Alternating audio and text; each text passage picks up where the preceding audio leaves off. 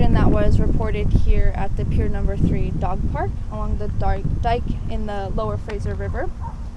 And we removed the carcass to use in a research study. Sturgeon are vitally important to Tsawwassen First Nation for the food and cultural aspects. And so we want to do everything that we can to protect this really important species that's been around for so long. And so we're going to be looking into the mortality events that have been happening this summer and see if we can find some underlying causes that might be causing this die-off.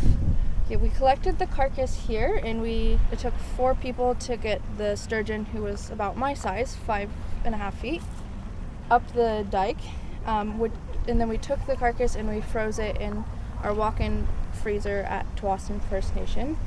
And later this year, we'll be releasing that carcass as well as 4 others into the river with telemetry tags on them so that we can go and track those tags and the fish to see where they end up in the river. Some of the things that could be contributing to sturgeon mortality are definitely the water temperature. With climate change, we're seeing increased temperatures throughout the summer, and a lot of those times those increased temperatures can last into the fall. And so they get really stressed out thermally, and in the Fraser River there's not a lot of areas with large shady trees that can provide thermal refuge for the fish, and so they don't necessarily have the same respite that they used to have when living in this river.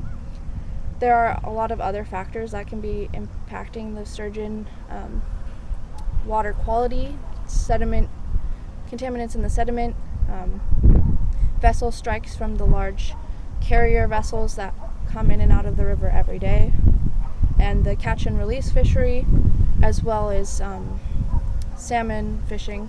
They all might be impacting the sturgeon, and it's probably a cumulative thing, so all these things added up together can lead to the sturgeon just not being able to survive in the end.